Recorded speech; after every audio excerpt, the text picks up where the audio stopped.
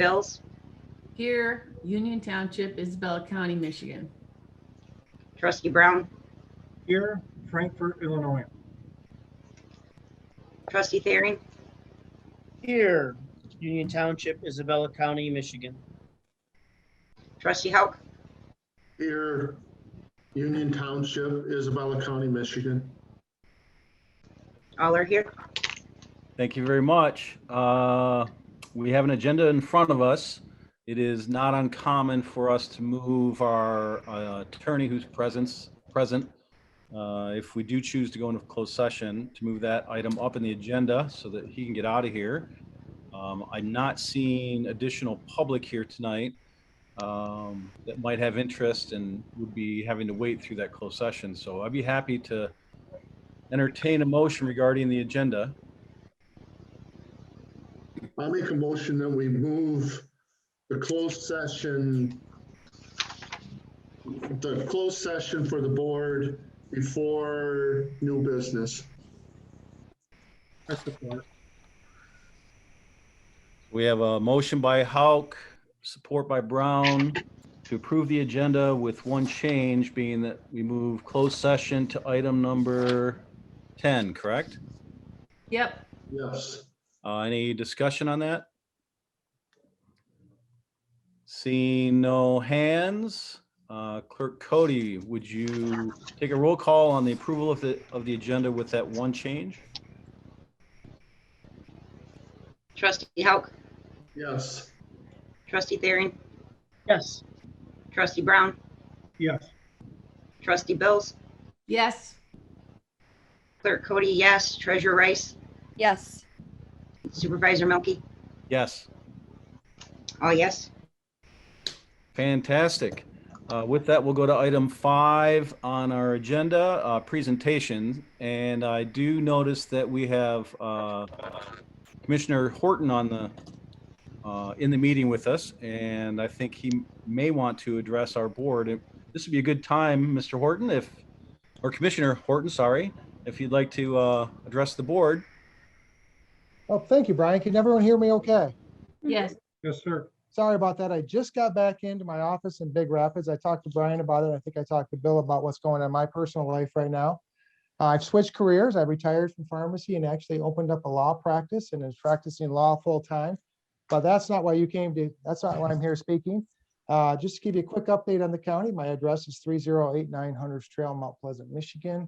I am the Union Township's representative to the Board of Commissioners of Isabella County. Real quick, give you an update on the biggest project in Isabella County in quite some time as far as the county is concerned, and that is the jail. I will be signing a purchase agreement in the next few days for the newest site. I can't disclose where because I haven't signed it yet, so there you go. But that will be happening very shortly. So we will be moving forward. I can't tell you where, but we'll just go from there. Secondly, the county has just came in front of, we just got our update as far as our plan for the 2022 budget. We got our schedule out. Is also too, as everyone's kind of aware, $13 million, give or take, the county has been allocated, it looks like, from the CARES Act. And so that's roughly, we'll receive it 6.5 million and 6.5 million. I think tentatively we're going to, as a county or as a board, kind of make sure we get the money first and then start trying to figure out how to spend that. And I think Brian and I had a quick, very brief, quote unquote, cursory discussion on that. And I think this whole community needs to realize that this is something, and I want to say unique, and I don't really want to say a good thing, because that is not a good thing that we're getting this money. It's a bad thing, but we're trying to make lemonade out of this. And again, I think all municipalities need to have a discussion as far as, trying to figure out what we can do best for our community in regards to this. And as I mentioned before, I just got back into my office in Big Rapids. I appointed myself as chairperson. I appointed myself this year to the Central Michigan District Health Department Board. And we had our first live meeting since I've been on that board. today in Harrison. And, that board's very interesting. And it has a lot to do. And we've discussed several things. But I guess one of my biggest takeaways from that meeting was listening to Steve Hall talk about their last big the vaccination um, thing that they did at Central Michigan last week. And out of the available vaccinations, only roughly slightly over half were given out. And why that is, I don't know. I mean, I got some ideas. I don't want to take everyone to the next 2 hours and listen to me rant and rave on that. But that's pause for concern. And I think you're seeing more and more of that. Is it anti-vaxxer? Is it misinformation? Is it fear? I don't know that answer. But again, that's neither here nor there for this conversation. But again, just give you a quick update. I haven't been on for a little bit of time, and I do apologize for that, but just let you know that I'm working hard for you and keeping all your thoughts. And Brian called me today. James has called me over the past little bit. And again, I look forward to working with you guys as we go forward in this. We're all one members in our community, and we'll go with that. So any questions for me if you have any? Otherwise, public comment, I guess I get to speak and you can't ask me questions according to probably guidelines. I'm here if you want to ask questions. So Why do you think it's a bad thing that we're getting this money? Is it just because of Corona? you mean the CARES Act? Yeah.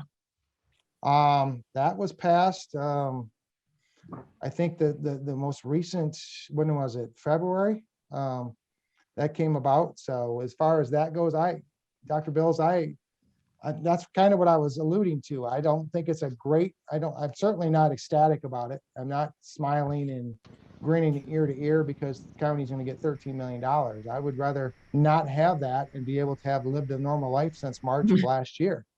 Yeah. Okay. That's why I use the term lemonade. We have to just, okay, you can't look back, you got to look forward. It is what it is. That's that. You don't want to give it back. There you go. I mean, you got me into trouble by saying that statement. But we got to work as a community, and this is a unique situation, and we need to take a deep breath and figure out what we're going to do as far as the community goes with this. But I think we all work together. We all, like everyone, I've stated before, we see each other in Rick's, we see each other in Myers, we see each other on the street, we see each other at sporting events, even though my kids don't live at home and in the county anymore. But it is what it is, and we've got to do what we can do with this. So Thanks. am I done? Good. I am so happy. I'm just going to listen to you guys go, and I have complete faith in everyone. So I'm going to mute and stop video. So there you go. Commissioner Horton, thanks for your wise words. Thanks for joining us tonight. Thanks, Thank everyone. You guys take And, care. good luck on your big new project. Oh yeah. Take care. Yeah. Bye. So with that takes us to public hearings on our agenda, which we have none tonight. And so with that, we'll move to item 7 on the agenda, public comment. Public comment is restricted to 3 minutes regarding items on this agenda. This is not an opportunity for questions, but rather just for comments to the board. Questions will not be answered. If you have questions for the township, I suggest calling Township Hall at 989-772-4600. And for those that are not familiar with Zoom, if you would like the opportunity to speak before the board and in public comment, raise your hand virtually. If you don't see that on your screen currently, you can move your mouse and you'll see a participants button at the bottom of your screen. And if you click that, you'll get a list of participants. And on the bottom of that panel that shows up, there's a raise hand button. I think I remembered everything. It's a lot harder in a virtual place to announce public comment. With that, we'll open up public comment at 7:11 p.m.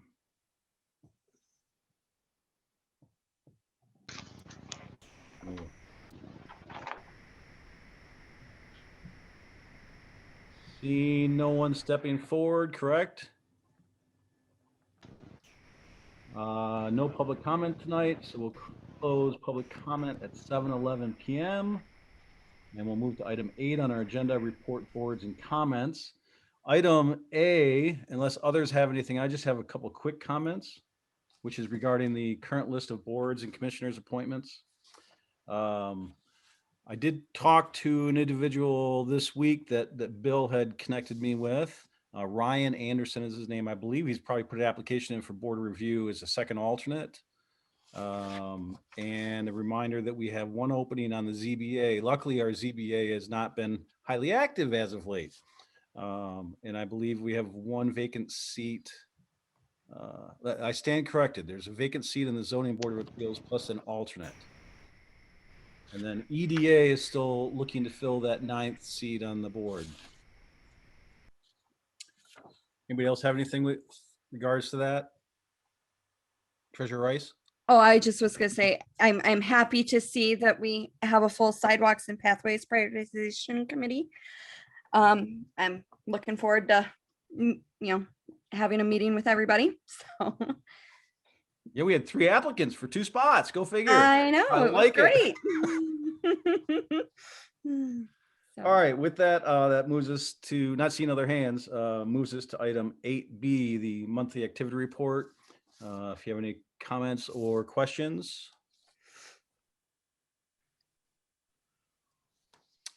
Not seeing hands. I have a question, but I need to look at my notes. Forgive me.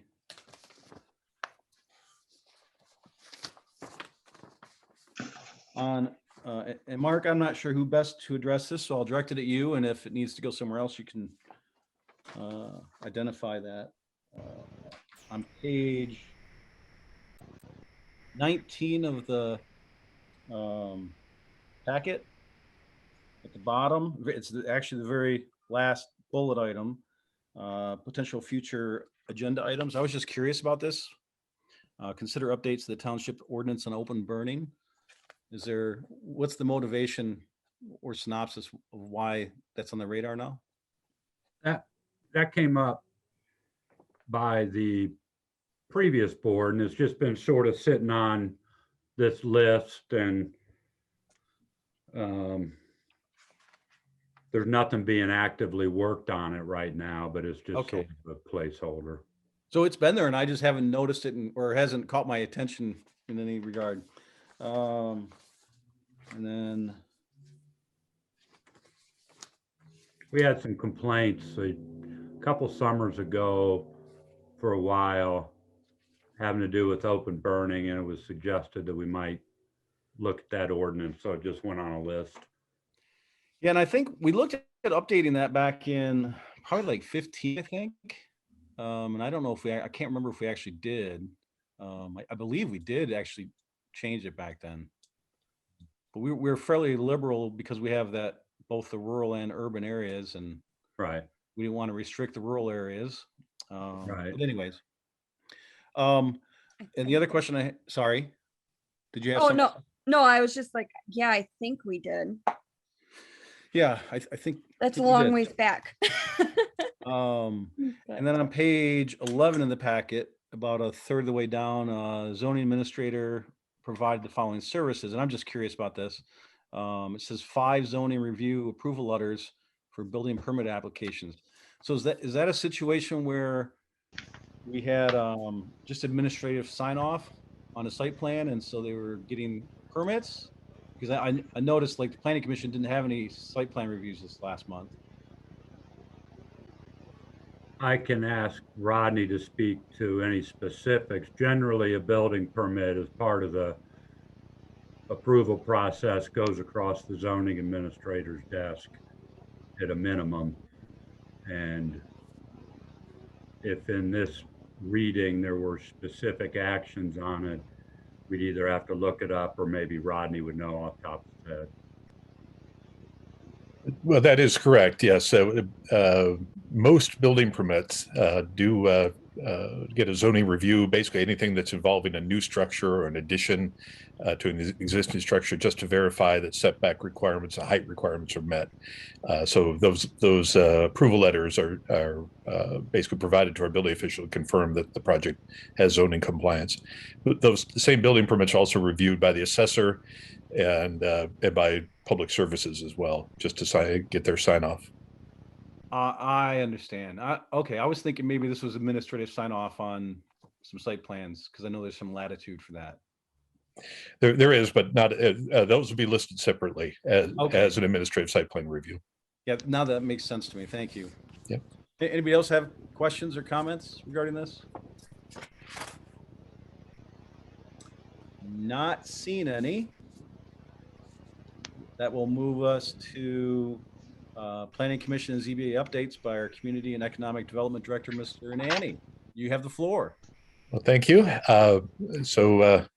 We had the Planning Committee. You mentioned the Planning Commission. The Planning Commission definitely was very busy. I'll start with the ZBA, which was not. The Zoning Board of Appeals did not have a meeting in April.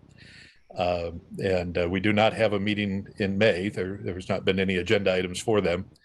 The Planning Commission has held 2 meetings since we last spoke. They had a special meeting on March the 30th. That was to take care of a public hearing on one of the 2 rezoning applications you have on your agenda tonight. So they acted on that item.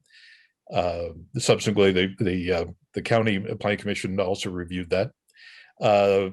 During that special meeting, they started their annual review of their bylaws, and during that meeting, they noted a few changes that they'd like to make, and those are also on your agenda tonight to take a look at.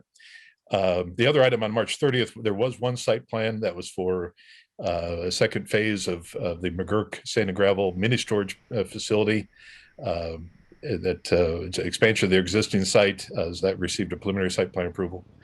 That was the March 30th meeting. They had a regular April 20th meeting where, as Brian said, they did not have any site plans. We were very surprised. There are a number of site plan projects that were floating around, but none of them came together for that meeting. They did finish their review of the bylaws, and so that's why you have them to take a look at tonight. They also made the sidewalk committee appointments that were discussed. And in addition to that, staff put together and provided the Planning Commission an initial summary of a list, kind of a punch list of zoning ordinance amendments. Of course, we adopted our new zoning ordinance last fall. We've been working with it for a number of months now. And just as expected, as our consultant said would happen, and with any large project, as you're working with the new ordinance, you identify small changes that need to be made, or typos, or things that we need to adjust. And so we put that punch list together and provided it to the Planning Commission, and they did review that document. A number of items, most are quite small, some are simple typos. But there were a few things I'll just mention here. One of the items that we noted where there were some parking standards where the minimums have come in higher than expected. We've been working with some of the site plan projects. We've noted that we're seeing parking standards that are really higher than they need to be. And so we're going to look at making some adjustments to those minimum parking standards for certain land uses. We also noted that there was an opportunity to standardize the front yard setback requirement for the business districts. Of course, we deleted one business district, and that kind of highlighted that we required different setbacks depending if you're in the B4, the B5, or the B7. We brought to the Planning Commission the idea of standardizing that, and that was favorably seen. Similarly, for the industrial districts, looking at that same issue. We also looked at accessory structures, sheds, pole barns, and those types of things. But that is an item we get a lot of applications for in terms of building permits and zoning approvals. And in working with that section, which was substantially updated in the new ordinance, we noted a few minor tweaks that need to be made there. We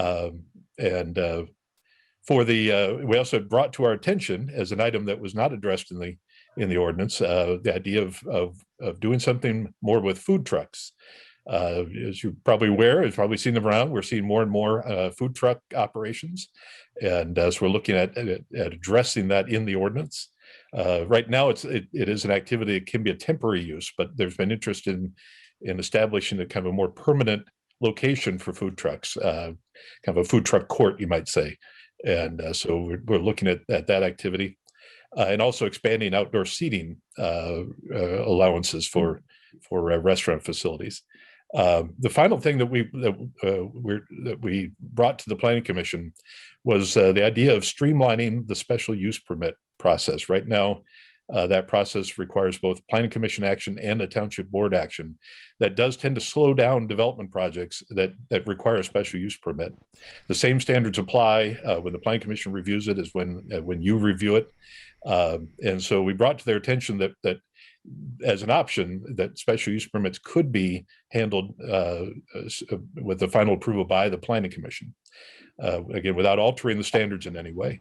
So that was simply raised to the Planning Commission. They responded favorably to the idea of streamlining the review process. And so I mentioned that tonight, so you're aware of that may be coming to your attention. Obviously, any of these amendments ultimately will be coming to the Township Board for your final review and action. That is the extent. We'll say, just as a coming attraction, we have plenty of site plans on the May Planning Commission agenda. They have since submitted, and we have, I think, a total of 4 of them. So plenty of activity for the Planning Commission there. With that, I'm happy to answer any questions. Thank you very much. Trustee Bills, I think I saw your hand. Hey, Rodney, I was just wondering, what is the setback going to be then? That's a good question. The setbacks vary from 15 feet to, I believe, 50 feet, depending on which business district you're in. In our memo to the Plan Commission, we suggested 15 or 20 feet, basically shortening the setback up to allow buildings to be closer to the road, allow buildings to have a more prominent placement on the road. And that, as I said, the Plan Commission was favorable to the idea. We'll be looking at that more specifically as we're drafting up a potential amendment. Basically, what I'd like to do is to actually take a look at all the districts and see where things stand. We do have some other requirements that will come into play, like landscaping, parking standards, sign standards, and so we want to make sure all that's coordinated. So right now, I don't have a specific number, but we definitely are looking at allowing these buildings to be significantly closer to the road in the districts that currently have a large front yard setback. Thank you. Trustee Hauk? Yes, Rodney, would you do me a favor? Would you get my cell phone number from Mark? I want to talk to you about a company that I heard about that is in the township. They wanted to expand to their own building, but I heard they're going to move to Clare, and it's going to take 80 good paying full-time jobs with it out of our township. So as community and economic development coordinator, I feel that it'd be good if you reached out to them and see if you can do something to keep them here. I appreciate the heads up. I will definitely check in. All right, thank you. Mr.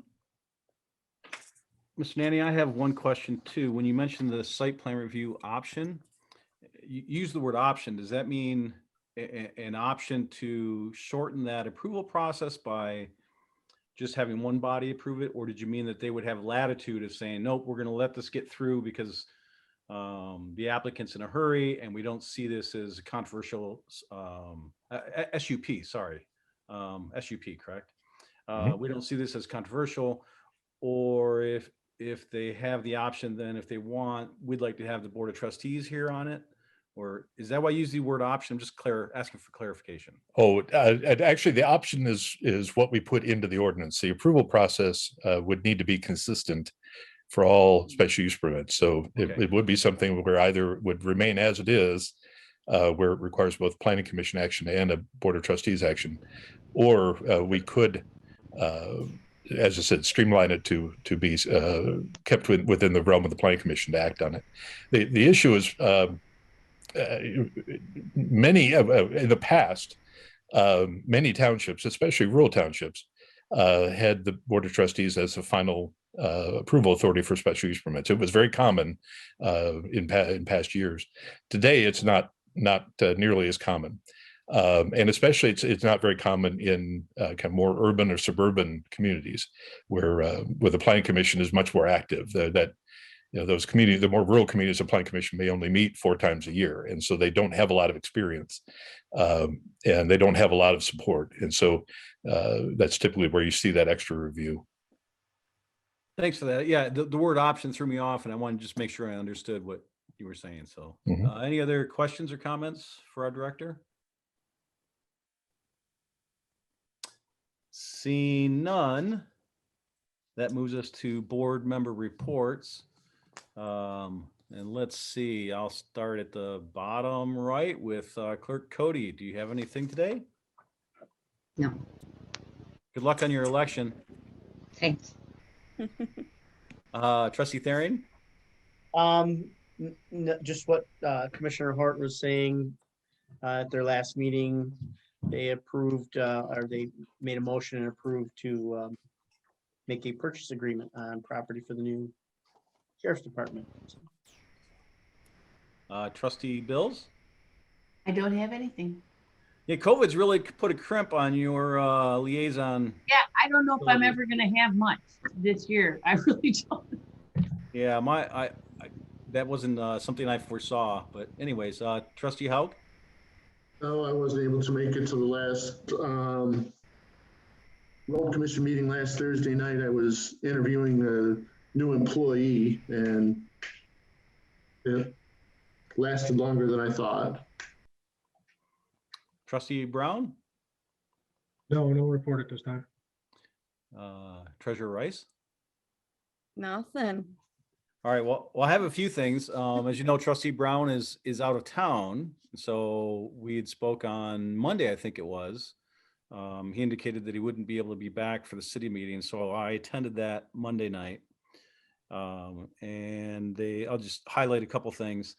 They did approve conditional Class C medical marijuana grow operation for Stash Ventures at 210 West Pickard.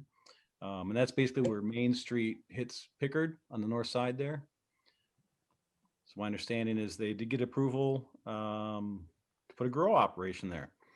The city referred, and we've had some conversation about this, so I was anxious to highlight this. City referred to their Parks and Recreation Committee to look at potential funding to assist with installation of lighting at Hannah's Bark Park.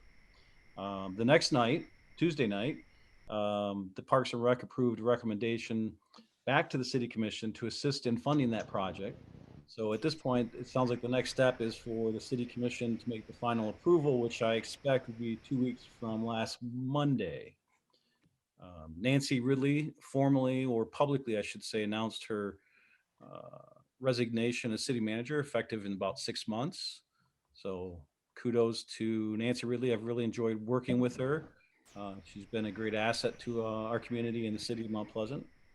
Also, Chris Bundy, the director of Parks and Rec, is also retiring from the city, and his will be effective Friday. And so Chris is a good friend, and he's done a lot with our parks, and the city parks are certainly a crown jewel of our community. And thanks to both Chris and Nancy for all their work in our community. Let's see, last week the EDA met. We approved a $71,600 expenditure for civil engineering services to row for sidewalks on Remus Road from Bradley to Lincoln. And Mr. Nanny can stop me if he thinks I misspeak, but if all this goes well, with regards to the engineering, the easements, construction bidding, and the actual construction, we could be seeing sidewalks by the time snow flies this fall. Is that a reasonable statement, Mr. Nanny? That is her, for that stretch, that is her planned schedule, yes. I tried to qualify it heavily. And that's all I have for that. Unless I'm just looking to see if there's anything else, questions or comments. Seeing none. Brown. I'm sorry? Trustee Brown. Oh, yes. I just wanted to say thank you, Supervisor, for covering Monday for me. I appreciate that. Yeah, I enjoyed it. So thanks for making the ask of me. Much appreciated. Let's see. Looking at our agenda, that brings us to, before I move on, with regards to the city and their movement on Hannah's Bark Park and the lighting project. I think I've had conversations with each of you and mentioned it in our meetings. I did have a conversation with Friends of the Dog Park, and they've requested the opportunity to come before our board with a brief presentation, probably like 5 minutes, and have an opportunity to answer any questions. And so I encouraged them to come on May 12th and spoke to our manager about putting them on the agenda. I just wanted to see if there was general support and blessing for them to come and give a presentation to our board. Yep. Yes. Absolutely. Very good. So I anticipate that if our agenda allows it, we'll see them May 12th. Great. All right, with that, that moves us to item 9 on our agenda, which is consent agenda. And I'd like to make a motion to approve the consent agenda. Support. Let's see, I heard motion by Bills, and I couldn't tell if it was Cody or Rice. Pick one. I don't Want to care. fight? We'll give it to Cody. Support by Cody. Motion is to approve the consent agenda. Discussion? I had accounts payable. Everything looked good. I just have one question. It's $5,000 check written out to the Mount Pleasant Community Foundation for an Epicenter underwriting sponsorship. What is that for, Mark? Epicenter is a electronic community or regional, I'll call it newspaper. And the township has been supporting that for the last 2 years. And I had sent out, and it's been a while, I recommend everybody look at that and sign up for the Epicenter. I think it's a really interesting, I guess it's a e-magazine maybe is a way to describe it. But there's several underwriting partners, city, county, township, foundation. The foundation was the lead on it. I'd have to look back at my notes to see when we first joined that. But that's what that is for. It's awesome. I just never seen it before, so. I'll send everybody the link to it, and that way you can also sign up. It comes out, I believe, every Friday. All right, thank you. Very good. Any other questions, comments, discussion on the motion? The motion again just is to approve the consent agenda. I have one comment regarding the minutes. And I get confused when I look at the minutes and, for example, in our minutes this time we have presentations, it's blank, public hearings blank, closed session blank. And I always look at it, I'm like, well, what happened there? And I thought it might be clarifying to add to the minutes to say there were no presentations, no public hearings, there was no closed session. Because I don't want anybody implying that, oh, you guys had a closed session, but you didn't even put down what it was about, right? Which is how I looked at that initially. And I don't know if I'm the only one that feels that way, but I don't have an issue with the minutes themselves, but maybe adding to them a little bit. I like it. Good idea. Yes. Just for clarification, right? Acknowledgement. Yep. All right. Any other questions or comments? Seeing none. Clerk Cody, we have a motion to approve the consent agenda as presented. Would you do a roll call, please? Trustee Bills, Yes. Trustee Brown, Yes. Clerk Cody, yes. Treasurer Rice, Yes. Trustee Thering, Yes. Supervisor Milky, Yes. and Trustee Hope. Yes. All yes. Thank you very much. We did change our agenda for the next item, which is the possibility of a closed session if this board so chooses. And if somebody would like that, then they certainly could make a motion if they chose. If not, we'll move on. I'll make a motion. If somebody else has it in front of them, I'm gonna look I it up. do. right- Okay. I go do. ahead. Go I'll ahead. make a motion to go into closed session regarding the cases of James and Jeremy Zalad versus Charter Township of Union, now pending in Isabella County Circuit Court case number 20-016281-CK, and concerned citizens of Union Township versus Charter Township of Union, now pending in Isabella County Circuit Court case number 20-016292-CZ. I move to go into closed session to consult with the township's attorney regarding trial or settlement strategy in connection with specific pending litigation, because an open meeting would have a detrimental financial effect on the litigating or settlement position of the township. Breathe. I have a motion by Rice. Did I hear support? I think I heard Brown, but That's what I correct me if thought I I'm wrong. heard. Okay, Okay. support by Brown. Discussion? Seeing none, we have a motion to go into closed session regarding the two suits. I'm not going to reread all that. I think it was well articulated. If anybody needs clarification on the motion, they can ask to stop it. Otherwise, we'll take a roll call vote. Clerk Cody? Treasurer Rice, Yes. Trustee Brown, Yes. Trustee Hauk, Yes. Trustee Bills, Yes. Trustee Thering, Yes. Supervisor Milky, Yes. Clerk Cody, yes. All yeses. Okay, so again, this will take me a minute. What I'm gonna do is move the board and the attorney into what we call a breakout room. The other members, other attendees at this meeting will remain in the meeting, but I'm gonna move you into a breakout room. It'll take a minute, so bear with me. Thank you.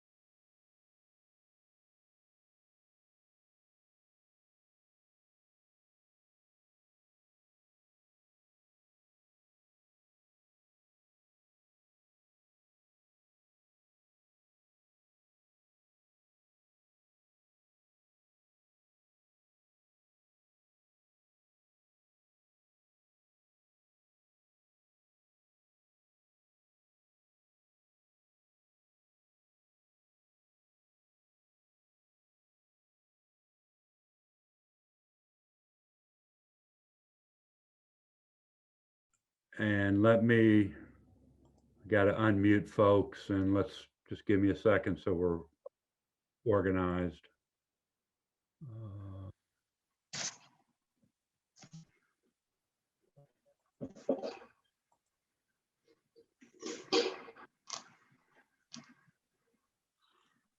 What I'm doing is going through and asking everybody to unmute.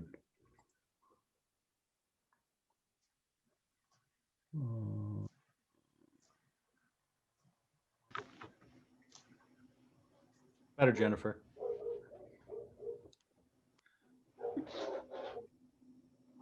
So it would appear that we are all set to resume the regular meeting. All right, thank you for that. All right, coming out of closed session, that brings us to item 11 on our agenda, new business, item A, regarding request by the staff to authorize a trade-in of the 2012 Ford Super, authorize a trade-in for a 2012 Ford Super Duty truck. And with that, I'll ask our manager to introduce us. And you are muted, by the way, Mark. Thank you. The paperwork on this item begins on page 33 of your agenda packet. This involves purchasing the replacement of one of our pickup trucks in the fleet. It was budgeted in 2021. We took sealed bids. Those results are in front of you on page 33. The low bid is what we're recommending. Net of the trade, $42,311. It's a Super Duty truck with a snow plow. There's nothing particularly complex about the item itself, the purchase of the truck. So I think I'll just turn it back over to the supervisor. Okay, well, I'm sure everybody here has read the information in your packet. So be happy to entertain a motion, or if you have questions for staff or comments. We have to make the motion first and then discuss it. We don't have to. I mean, if you have specific questions you'd like to address, feel free to do so. Yes, Trustee Bills. I am curious as to why we don't have more bids, and one of them's in Birch Run and we only got one from town. Why is that? I can't speak to why companies may or may not have chose to bid. We did advertise it. We took sealed bids. I don't know if Ms. Smith can say anything more about that, but you know, we don't choose who actually submits a bid. Correct. And we also have a list of previous bidders, Connie, as well as dealerships in this general area that we send them to. There's, I think there's roughly 8 to 10 dealers that we send those to. The LaFontaine, that is actually the salesman, is a salesman that used to work here in town. That's how he ended up bidding on that. He had seen the advertisement and called and asked if he could bid, and we told him he certainly could. So that is, that's how we ended up with one from Birch Run. That is a little farther than we normally get with a truck bid, but that's why he used to work at a dealership here in Mount Pleasant. Got it. Thanks a lot. That's very good. Trustee Brown?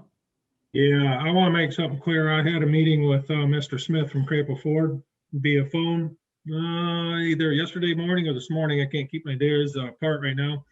Questioning this $4,500 trade-in compared to the $14,125 that there's been some questions about. I take it, and Kim, maybe you can answer this for me. This was a trade-in value that they did not, I take it, look at the truck closely? Was this over, did they do a trade-in value off a Blue Book, I take it? Or did? No, it's they my look at the truck? understanding that Crapple Ford did have both the salesman and the trade-in. No, I'm not talking Crapple Ford. I'm talking the this Birch Run. Oh, no, Chevy dealer. he came and looked at the truck. Did he? Okay. Yes. Well, just so you guys know, I had a conversation with Mr. Smith and Stan Miller about this, and I asked them because I told them personally, I would love to buy local. But Mark went back through this paperwork and Stan very thoroughly, because I told Mark that there's no reason that we're not buying the truck from Crapel Ford except for this trade-in. And I was really upside down when I saw it. I just couldn't believe that we're going to Birch Run to buy a truck. But what he said that they definitely missed something. If they're giving the township 14,125, he said, go get it. That he cannot touch that, and they could not change their trade-in value because of how many issues were in that vehicle. And he said, so I just wanted to make that very clear to the board that I did some research on this. I am a person who would buy locally every single time if possible. But I think at this point, if you're getting 14,125 for a trade-in on a truck, amen, Union Township, you're getting a good deal on that. Yeah. Trustee Hauk?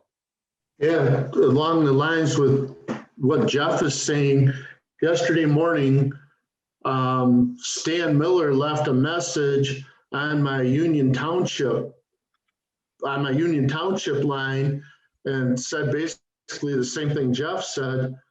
I noticed that in the manager's report, we also have budgeted another truck for this year. And I don't know why we wouldn't buy both of them at once. I mean, many people I know, they buy in volume. Mount Pleasant Heating, for instance, every other year, they buy 3 new vehicles. They don't buy them separately, they buy them all at once. I'm We sorry. only have one truck in the budget this year, Bill. Well, what did that say in the manager's report? There might have been there's several sections of the report. One of them might have, future board meetings might have been listed. Yeah, that's what it said. It would have been referring to this purchase. Oh, okay. But when the report was drafted, the meeting was still in the future type of thing. Oh, okay. Well, then also, I've talked to you about this before, Mark. The city has this My Deal thing through Ford where they get new vehicles every year. Did you ever check on that? And that's for government entities, and then while we were in closed session, Jim Horton texted me and he said, why aren't we going together with the county and having more buying power? When the county buys vehicles, maybe we should get together with them and just say between us and the county, if we're buying 3 or 4 vehicles a year. I know from what Stan Miller, the message he left on my voicemail through the township yesterday said that volume speaks. But he also said that they looked at that pickup and he can't believe that. I certainly can't understand why someone else would offer $9,600 more for a 2012 pickup. I mean, it just seems odd to me that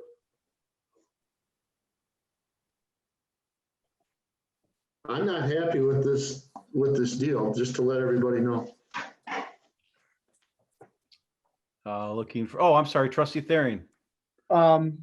Mark and or Kim, would it be beneficial to look into what Bill was saying with Commissioner Horton in regards to jointly making purchases?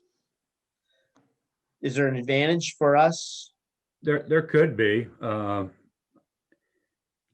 Those type of discussions and the outcomes and the implementation of those, those kind of things tend to take a while. That's not going to be a week-long, Right. exercise. But those are good comments. I don't, the board, just to get back to it, we're recommending that one of our trucks, one truck, be replaced this year. It's in the budget. We went through the bid processes we're required to do. We got bids. I'm not going to ask, or I don't care really, why somebody gives us $14,000 in value of a trade-in. That's their deal. There's $7,000 difference in the bottom line. We're just simply making a recommendation as to where to buy the truck from. The board can choose to buy it from wherever, can choose not to buy it. So, thank you. Treasurer Rice? I just was gonna ask, now that is a guaranteed trade-in amount, correct? It's not like they would change their mind closer to or that. It's a guaranteed dollar amount. That's correct. We took sealed bids on this. They signed that they Okay. hold the bids, and that included the trade-in right in the big document. So it's, Okay. Trustee Brown? Yeah, how many, I mean, being a new trustee, how many trucks do we buy in a 5-year period? How many, or a 3-year period? Do we buy a new truck every year, 2 trucks every year? I mean, how many trucks are we talking? Union Township buys on a basis of the 3 I can probably answer that, Mark. We Right. don't necessarily buy a truck every year. Sometimes it's every other year. It kind of depends on where our fleet is. This one is due for a trade. It has an older plow on it that we took off another truck. And so this is the one we're doing this year, but we normally only buy one unless we happen to be buying an additional one for maybe the parks, or if building department would need one or something like that. But normally we purchase one, and we don't always purchase one every year. Okay, so one every other year. Yeah, would be so we fine. take a look at them each year at budget time, and we assess the condition of the trucks, how much money we're putting into them, how many miles are getting on them, you know, if they're having any kind of issues, and then that's how we make the decision. Not Okay. just necessarily we're gonna buy a truck just because it's time to buy a truck this year. Oh, I understand that, Kim, sure. And we try to So- put some money in the budget. I think we have money in there like every other year, but then we assess that, like I said, just to make sure that we're purchasing when we need to. Okay, because when you start talking buying power, if we're only buying one truck every 2 years, it's not a lot of buying. Right. Our fleet, yeah. Our You know, fleet's And we're not that big buying to numerous begin with. trucks every year. Yeah, yeah. So I say personally, if you're getting, and I'm with Mark, I don't care if they give us 30,000, but if you're getting $14,000 on a trade-in, and I think this is, you almost have to move on something like that. You have to. Yeah. I mean, this is, yeah, okay. Thank you. Yeah, Thank you for and answering my questions. I'll jump in here too. You know, I've preached it before, and I think I've heard it from other trustees that buying local is important. But you know, this 17% difference on a big chunk of change. And I would very much rather support our local community, but I struggle with it in this instance. But anyways, I appreciate all the comments I've heard tonight. I'd like to make a motion if we can. You can. All righty then. I'd like to make a motion that the Township Board of Trustees to authorize the trade-in of a 2012 Ford Super Duty truck with snowplow and the purchase of a 2021 4x4 heavy-duty Chevrolet work/service truck with a Boss snowplow and service body from LaFontaine Birch Run in the net amount of $42,311. I support. I see motion by Bills. I think I heard support by Brown. Is that correct? Yeah. Correct. Any further discussion? I'll only add, and I think it's relevant to the motion, Bill's comments regarding what's it called? My Ford, or what'd you say it was, Bill? My deal is what the city told me. Yeah, I mentioned this to Mark either last week or earlier this week, that it might be worth talking to the city manager, and that program may or may not fit our township, but it's worth at least seeing what the city does, because I think they lease on an annual basis and it costs them very minimal money. Because they basically sell these, turn the cars in as demo cars. Because of the government pricing, it allows for that. So anyways. Any other discussion? If not, we have a motion to trade in our old Ford truck and purchase a new one for the amount of $42,311. Seeing no other hands. I do have a Yes, question. trustee Thering. Service, where will it go to be serviced, and will it have to go to Birch Run? No, we'll get it serviced here locally.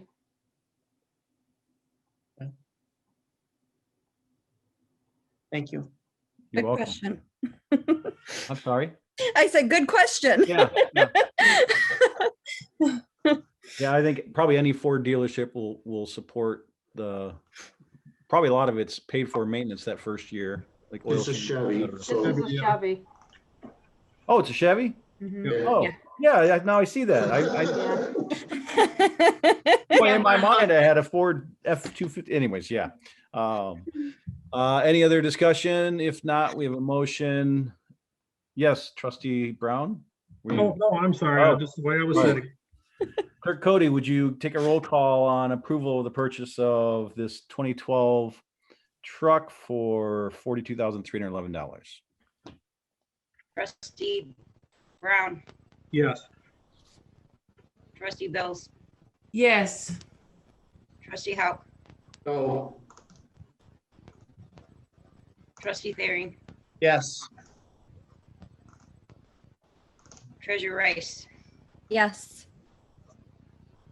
supervisor Milky, Yes. clerk Cody, yes. Thank you, Clerk Cody. That brings us to item B on our agenda. This is conduct a second reading for amendment ordinance for the proposed rezoning 21-02 request from a 1.92 acre parcel at 2266 Northway Drive from B7 to I2. Mark, would you like to take over and reintroduce this to us for a second time? Yes, this was in front of you, maybe your last meeting. Second reading, it's a rezoning. It's an odd-shaped property off of Norway Drive, Venture Way up in that area. The Planning Commission held a public hearing on March 30th. April 8th, the Isabella County Planning Commission considered it. They had no comments. At the April 14th board meeting is when you all approved introduction for a first reading. The ordinance has been posted in all the proper places, the Morning Sun, the website. That was all done earlier this month. So I think I'll just turn it back over to you if the board had any questions on this at their first meeting that were addressed, so. okay. Trustee Hauk? Okay, I'll make a motion to conduct a second reading for and adopt the amendatory ordinance for the proposed PREZ 21-02 request to rezone the 1.92 acre parcel at 2266 Norway Drive, property identification number 1415200000502 from B7 Retail and Service Highway Business District to 12 I2. general business. I don't know. I2 general industrial. Support. Motion by Hauk. I2, okay, I was thinking. I2, okay, yeah. Motion by Hauk, I'm sorry, support yeah, by I2, I'm Rice. sorry. Discussion? Not surprising if there isn't any, because it's the second time before us and there Right. wasn't controversial last time, so. Last chance for discussion. Seeing none, Clerk Cody, we have a motion to approve the rezoning of the said property from B7 to I2. Would you please take a roll call? Treasurer Rice, Yes. Trustee Thering, Yes. Trustee Bells, Yes. Clerk Cody, yes, Supervisor Milky, Yes. Trustee Brown, Yes. Trustee Hauck, Yes. all yes. All right, thank you, Clerk Cody. Moving on to new business item C. Again, this is a rezone, but this is a first reading, and I'd be happy to hand it over to our manager to introduce this. Thank you. This property is located at 5048 East Pickard on the south side of Pickard. The property is a bit of an odd shape. It's an L-shaped piece of property. The lower leg of the L abuts Florence Street. And it's currently a split zone piece of property. One part being B7 that abuts Pickard, the other portion of the parcel that abuts Florence and works its way back west is zoned R2B as in boy, which is residential.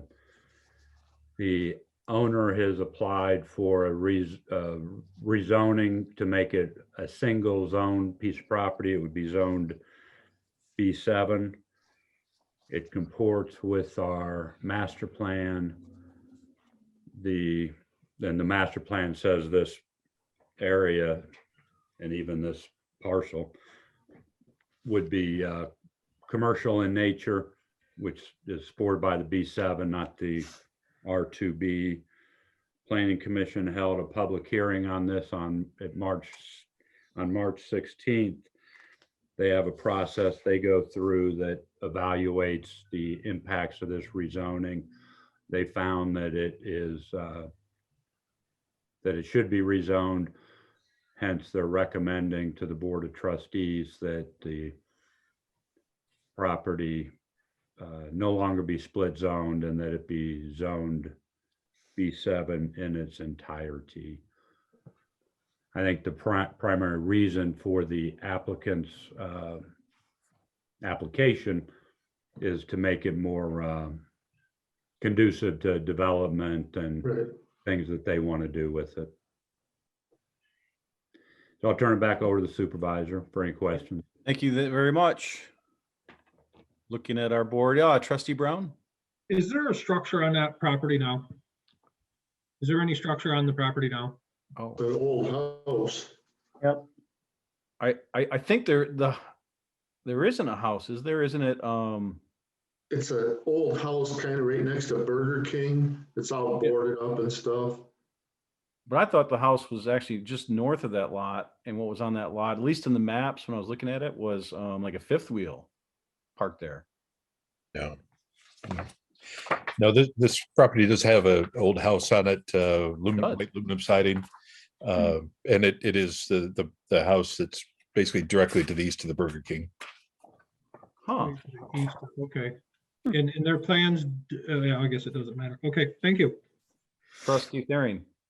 Yes, I noticed there on Florence Street, it looks like there's a home directly to the north of that property. So the L shape, is that home? Is that residential? I mean, I know it's a house, but is that residential? The property is the small house on that small piece of property north of the L on Florence is zoned B7 already. It does have an existing small dwelling on it. I don't know if the dwelling's occupied at the moment. Okay, so Yeah. that would make that all B7, so we wouldn't have a little sliver of a residential. Okay, thank you. Yeah, and I think just to follow up on Trustee Thering's comments, I believe, the master plan, the future land use has not only that lot as business, but probably the lot to the south of it, just based on depth. Is that accurate, Mr. Nanny? I'd have to go back and take a look at the master plan to see. Certainly, the land we're talking about is all within the retail service designation of the master plan. The Burger King that's next to it, I looked at its lot size, and it goes farther south. So that was my assumption based on the maps, that because most of our master plan stuff followed that depth back that most of those businesses have already. So I mean, it certainly meets our master plan, which is what I was looking for. Did you have something, Treasurer Rice? No, sorry, my hair kept going up my nose. So I was trying to get it out of my face. Sorry. All right, well, we have a motion on the floor, correct? No, No, there's no Not yet. motion. Okay. I'll make a motion. No. You will? Okay. I'll make a motion to introduce and conduct the first reading for the proposed PREZ 21-01 request to rezone the easterly 79.0 foot by 240.47 foot portion of the 1.16 acre parcel at 5048 East Pickard Road, PID number 14-146-00-003-00, located on the south side of East Pickard Road and west side of Florence Street from R to B, 1 and 2 family medium density residential district to B7 retail and service highway business district. Support. Motion by Cody, support by Bills. Trustee Houck, are you raising your hand or? No? No. Further discussion on this? Seeing none, we have a motion to approve rezoning 21-01. Clerk Cody, would you please take a roll call? It's just to conduct the first reading, not to. Yeah. Yes, I'm sorry. Yes, thank you for that clarification. Sorry. Trustee Howe, Yes. trustee Thering, Yes. trustee Brown, Yes. trustee Bills, Yes. clerk Cody, yes, treasurer Rice, Yes. supervisor Milky, Yes. all yeses. Thank you very much. That takes us to item 11D on our agenda. And this is regarding the Planning Commission bylaws and rules of procedure. Manager, would you like to introduce this? I will briefly. The state statute requires that the Planning Commission annually review their bylaws and rules of procedure. So as Mr. Nanny indicated in his presentation earlier, they've done that. Spent a couple meetings doing it over the last month or so. They have done some updates, relatively minor. They changed the order of their agenda a little bit, and the changes are in your packet. Begins on page 92, and they're shown with strike throughs and underlines for deletions and additions. Change the order of their agenda a little bit. And then the main thing that I thought of that was of note is in an attempt to manage people's ability to stay focused for extended periods of time, they've allowed for meetings that go beyond 3 hours. The bylaws allow for members of the Planning Commission to make motions and so forth to end the meeting and resume at a later time, which I personally think makes a little bit of sense. Some of these Planning Commission meetings can go quite long, and it's very difficult to stay focused on a topic for more than 3 hours. Right. So I will turn that back over to the supervisor. If you have any specific questions, we can answer them. Great, thank you. I will comment, sitting in the Planning Commission for about a decade, I sat through a couple 5+ hour meetings. It was past midnight. And I believe at the time for both of those meetings that were over 5 hours, everybody had a day job. You know, and you're tired at the end of the day, and then you got to get up and work the next day. It's pretty brutal. So I commend the Planning Commission for recognizing that change. I'm going to lift up one other thing, if I may, real quick. And this comes from a question from Trustee Therian. I hope it's okay to relay this. But he asked about public comment. And I want to bring this up because it's something I always wondered about when I was in the Planning Commission. And the public comment really comes at the end of the Planning Commission. And if you're not familiar with the Planning Commission and how things operate, it's not quite like the Board of Trustees in that most of the things the Planning Commission deals with, like a site plan review, the planning commissioners don't have latitude on up or down, with the exception of does it follow our zoning or not. And so public comment isn't that useful because they don't, by law, they have to approve anything that meets our zoning. But anything that the planning commission does with regards to like special use permits or rezoning, all those require public hearings, which there's ample opportunity then for the public to give input on. And so that's, at least as I understood it, why we always had the public comment at the end, just so you understand why it is the way it is. It's not to prevent the public from giving their input. It's to manage those processes that don't require public input. In fact, the planning commission shouldn't use that because they can't be subjective in their evaluation. Is that a reasonable way to put it, Mr. Nanny? That is a very reasonable way to put it. Yes.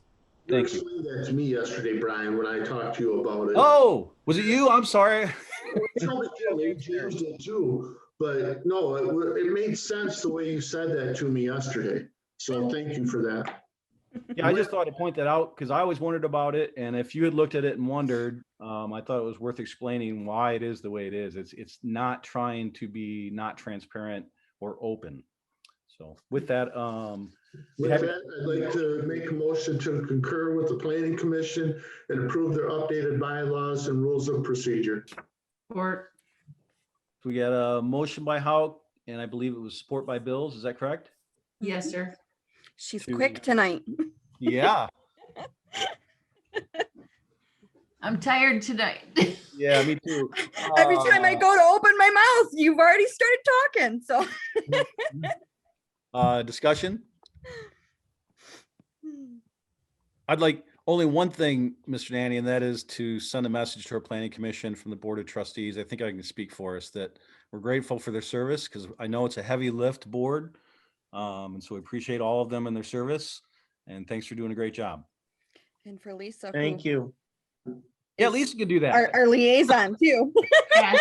My apologies.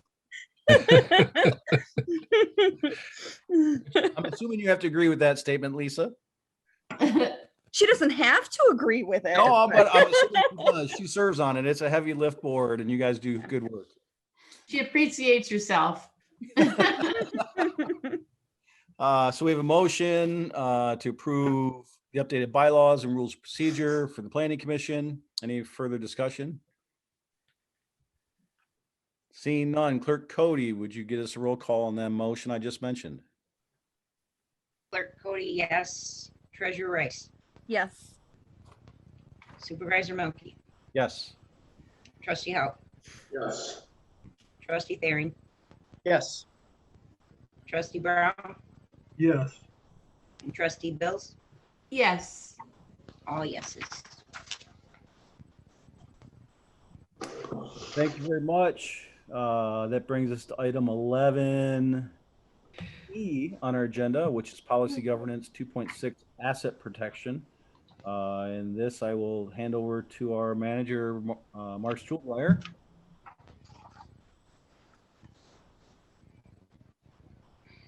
Thank you. This report begins on page 96 of your agenda packet. The title of this policy is Asset Protection. This is an annual review that occurs each April. At the highest level, the policy states that township managers shall not allow corporate assets to be unprotected inadequately maintained or unnecessarily risked. There are 11 subcomponents to that policy, that prohibition, if you will, that speak about personnel that are required to be bonded, that they be bonded. I'm not going to read each one of those 11.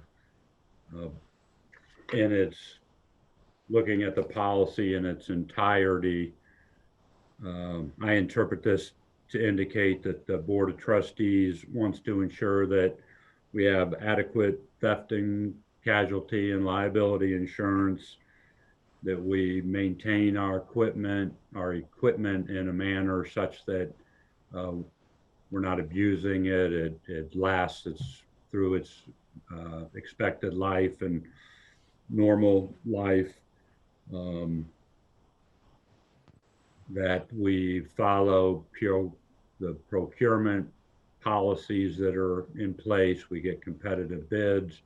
When required, we get sealed bids. If the amounts aren't necessary for sealed bids, we have evidence of at least phone call bids. That we don't damage the public image of the township.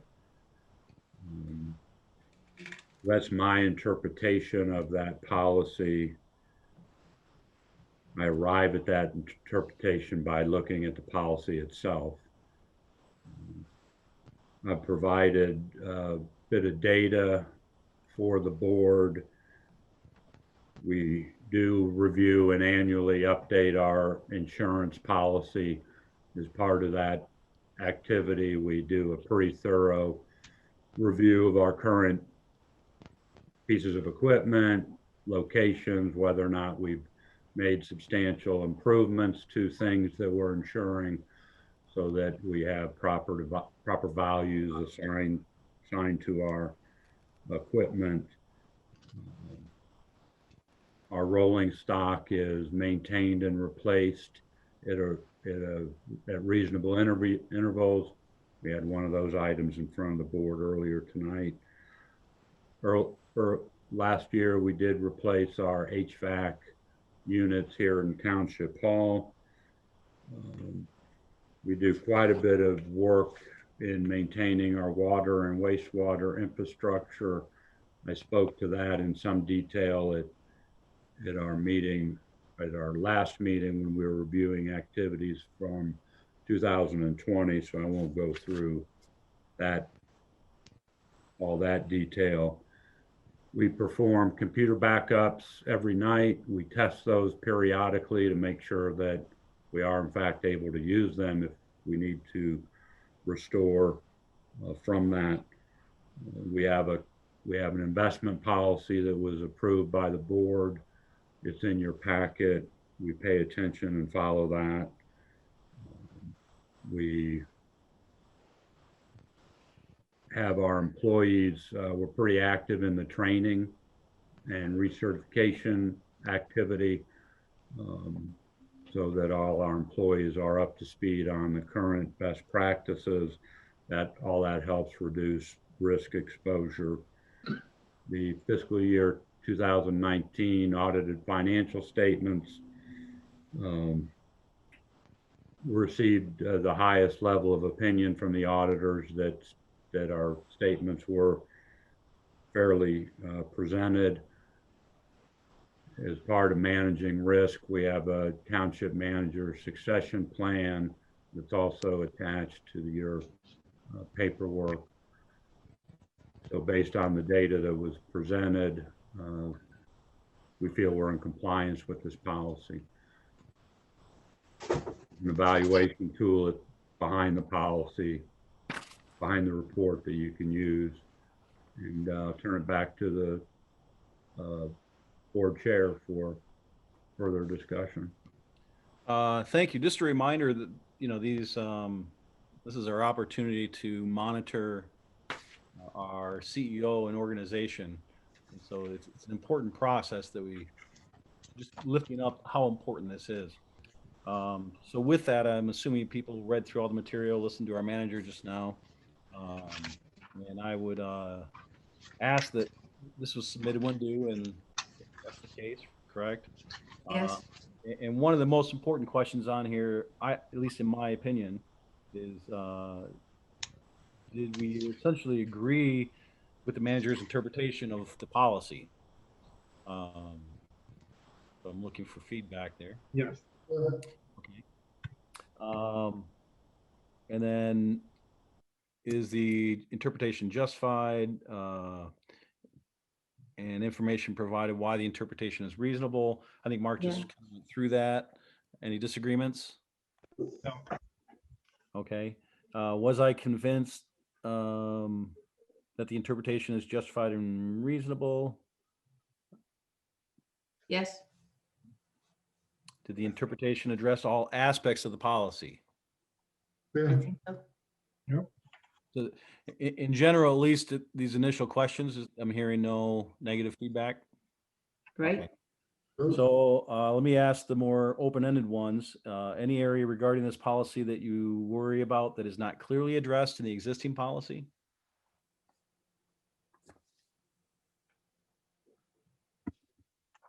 Anybody? Yeah. The only thing I'll lift up, and I've brought this up a couple times, and I don't think it's a short-term critical issue, but I'm not aware of, and I could be wrong, but I'm not aware of a capital plan with regards to Township Hall for long-term. So if the township at some point we need to replace Township Hall, and again, like I said, this is not a short-term issue, but at some point it'd be nice to begin to look at that as a township to see where we see this township building and facilities in 10, 20 years, 30 years.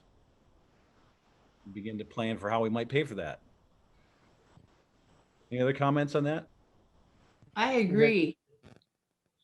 I was thinking the same thing, Brian.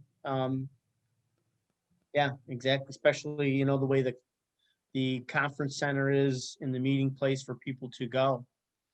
You know, when we have, not just for ourselves, but when you have public come in for their comment and participation.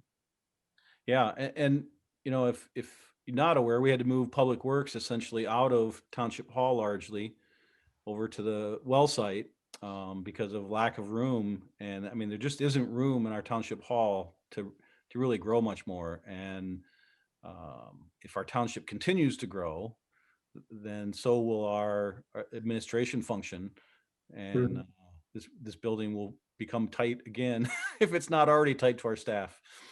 Well, in addition, I think the township, doesn't really have a ADA hallway size and things like that. I mean, there's things that could be improved with the design for sure. Yeah, it's an older building for sure. Yeah. That's a good point.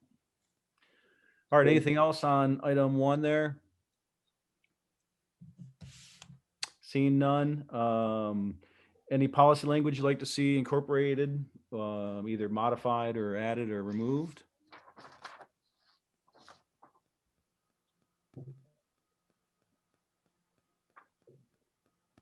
Very good.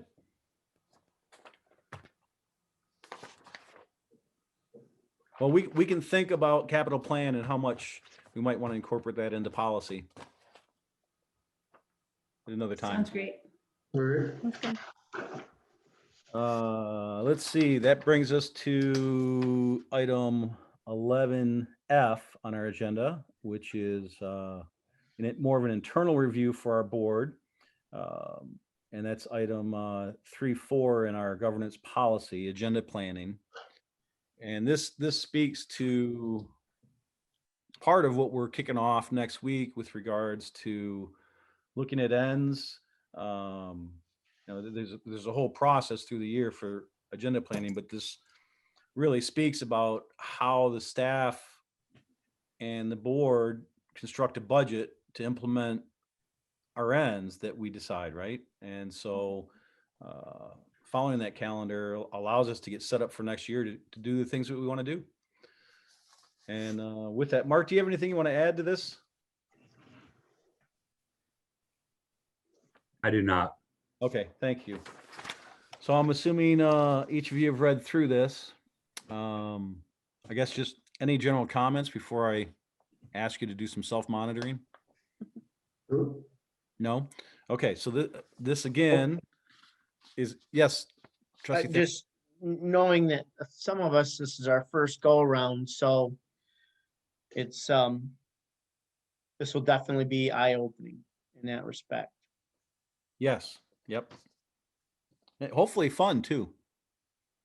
It's fun to dream, right? Yes, it is. And to be, and to envision the future. All right, so yes, trustee Hauk. Just quickly, speaking of dreaming, trustee falling Brown, could you please like shift your laptop a little bit so we're not looking at those pillows and getting tired? Me? Pretty soon you're gonna see me laying right there, buddy. Oh, I'm Brown, okay. I'm like, what did I do wrong now? No, there's two beds. There's two beds. I in know. Our Yeah, trustees well, here. Just forget all about that. They're Oh, both take mine. that back. 3 beds, because 2 for trustee Brown and 1 for trustee Bills. Thanks for the view into Frankfurt, Illinois, trustee Brown. This is my conference center right here, guys. You can tell it's getting late. Yeah. All right. Important question is, as you read through this policy, really for the board to follow, do you feel that we're in strict compliance with our own policy? Yes. I do. And it'll be more fun to judge next year as this board gets in its second year, right? For sure. All right. Nobody indicated that we're not in strict compliance. How do you think the board can improve the process to be in full compliance? Probably, I think this is a great question for new board members that possibly. Not to put you in the spotlight, but. I have no comment at this time. Maybe after you've been through it once. Yes, Yeah. sir. Yes, sir. Seeing no additional comments. So what does the board need to learn or discuss in order to live by its policies more completely? Anything? Just think just the continued discussion and bringing things up, keeping things in front of us rather than off to the side. Yes. I had one comment, and it's partly because of part of our annual agenda is that visionary process of the ends and setting what next year will look like. We do have some past surveys that the township conducted, and I believe the first one was like in 2011 or so, and the last one was in maybe 16 or 17. So they're a little dated now. Maybe it was even 18. Might be a little dated now, but it's probably the most current information we have as far as responses from our residents and what they want to see. Actually, it's newer than that, isn't it? It's probably 2018, maybe.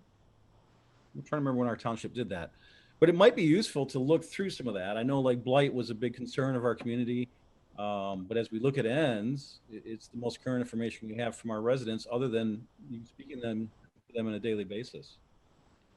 Would you find that useful to review? Yes, trustee Bills. Well, did anybody compile the data? And, you Yes. know, We condense it? hired I'm trying to think of her name. We hired Central Michigan University to go through the data. They actually did the survey. We got great response rate. We got a lot of data out of it. It included data from Public Works, the Board of Trustees, You Planning. say it's Patty, gotta be Patty James. Patty James, No. wasn't it? I thought it was her. Can't She believe does, I mean, she's fantastic at doing that. She's, It wasn't. I can't believe I can't think of her name right now. I can see her face. Bill, you remember, you were on the board when we got this, right? Yeah. So I just thought, I mean, it's not the most current, because we tend to do it every, I don't know, 5 years or so. I just thought it might be useful to look at. Yeah, I'd like to get a copy of the data. Mark, do we have easy access to those reports? Would you be willing to share those? Yeah, they're your reports. I will Yeah, send them but I out mean, to we make them available. without getting into all who did what when. I will send the board, each of the board members, that report. It is informative. My recollection is the process started right before I got here.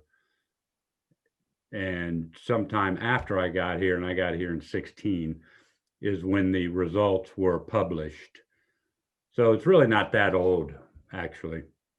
Jennifer just texted that Yeah, it's what's actually that? on the Board of Trustees webpage. Which We'll get I that to you. noticed that before. We'll get that to you. Thanks, Well, Mark.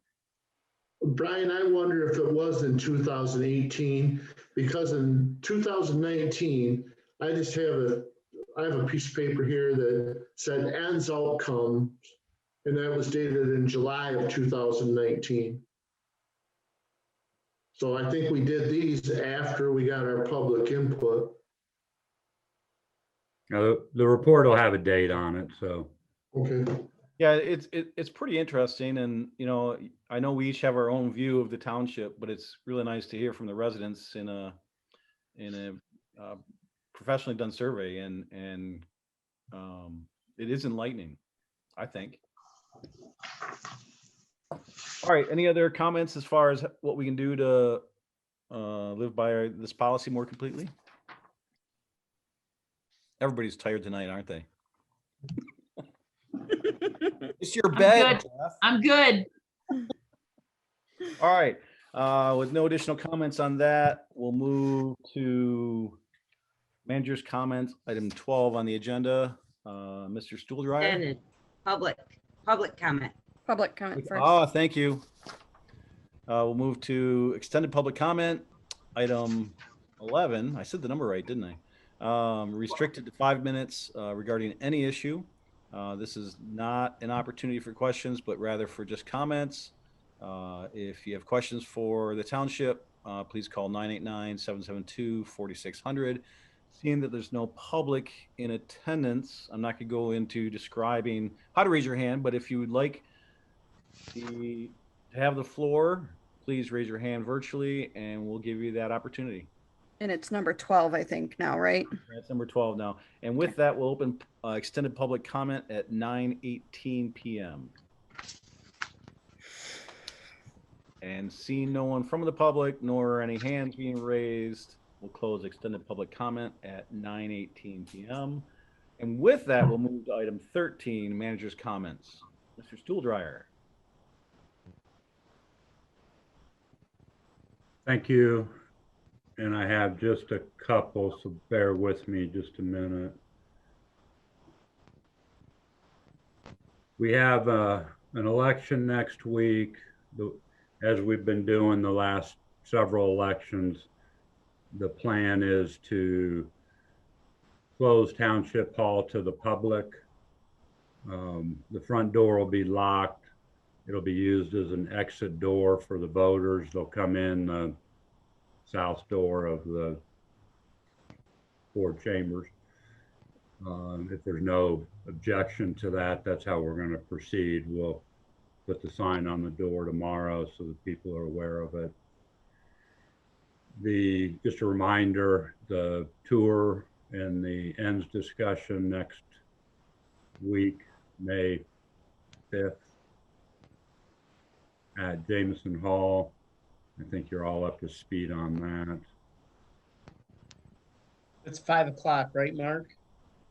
Yes, 5 o'clock we'll meet at Jameson, board a bus, take a couple hours to do a tour, and back up at Jameson at 7-ish. Have our discussion, get something to eat while we're doing it, and be out of there by 9. We have posted you may recall, just a little bit of background, building official position. We lost Steve a couple months ago. We've had a fill-in that's been working real well, but he was never intended to be here forever.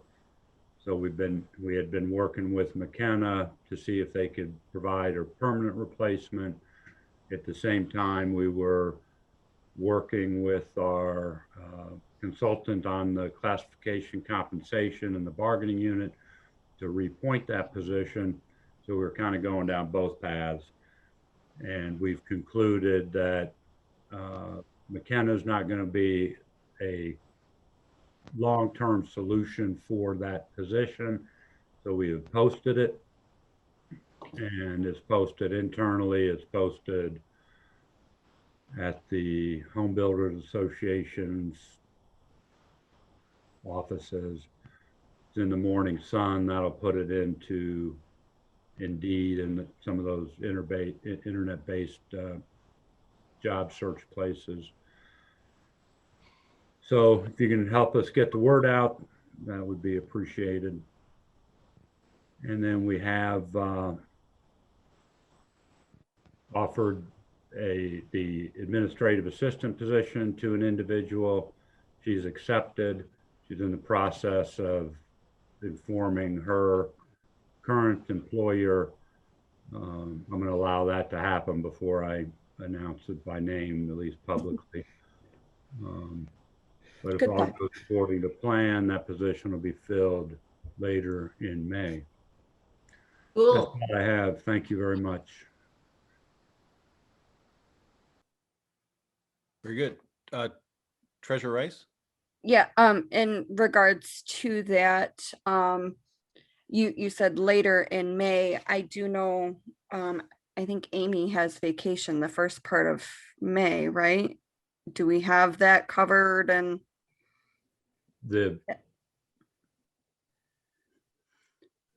Yes, the operations of the township, no matter who's on vacation, who's here or not, right, will continue to operate. And yes, she is on vacation. I believe it's the third week in May. I think so. Treasurer Rice, please don't talk about somebody as, you Sorry. know, we're not Yep. supposed to. Thank you. Sorry. We have 25 people here that we can deploy as needed, and we'll be in good shape to handle business when one of our employees is on vacation. Any other questions or comments for our manager? Thanks, Mark. I apologize for that, Lisa. Good. Sorry, that Yeah, didn't Trustee even think of Hull? that.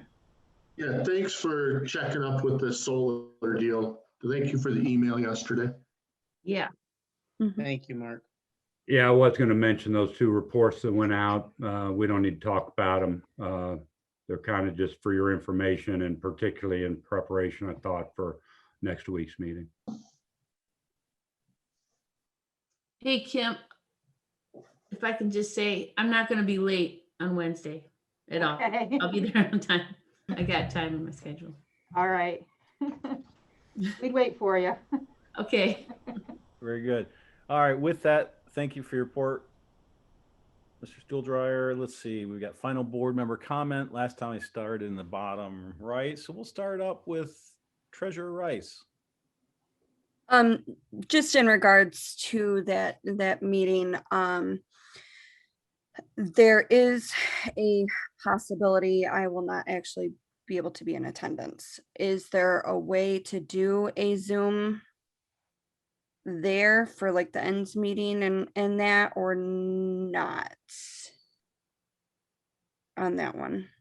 There's not, there's not Zoom capabilities there. Okay. We could put it on speakerphone. I'll call you and I can put you on speakerphone if that would work.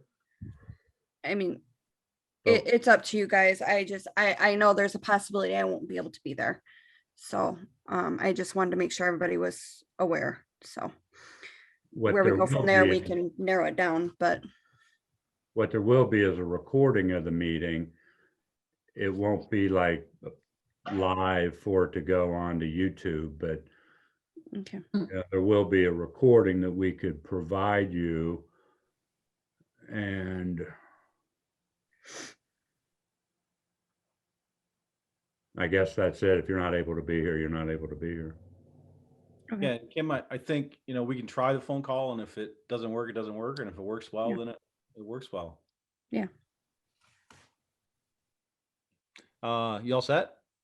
Yeah, that was, Trustee Therian, I am all set. Thank you very much. Trustee Brown? Yeah, just a couple comments. Just wondered how the vac truck estimates are coming along, and the electronics for the board. Wondered where we were standing on that also. If anybody could give me just a little bit of input on those two. The vac truck's still being spec'd. I think the last time we talked about that, I indicated late summer, fall, that you'd probably be seeing that, Okay, and that has not changed. okay, that's old guy memory. I Yeah, didn't no, remember. I can't remember half of what happened earlier today.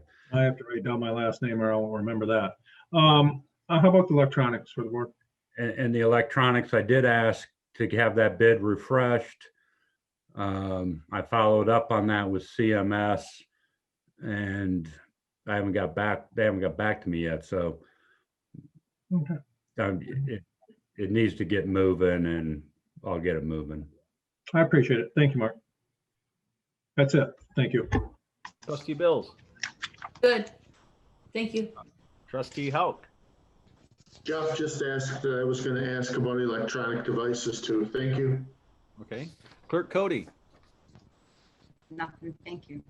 I only have two brief things, and I'll try to make them really brief. If you didn't notice, census data has begun to trickle out, and I look forward to seeing what that's going to do to our revenue sharing at the state level, because that's a big part of our income. And so it'll be interesting to see how we did as a township regarding that, and that'll really help us forecast for the future, because I've been kind of worried about this next decade and a low turnout for our census. We'll see. But do we have any word on when we might hear some of that, Mark? Or you have an idea from when the state will publish revenue sharing information? I do not. I mean, we get revenue sharing updates routinely.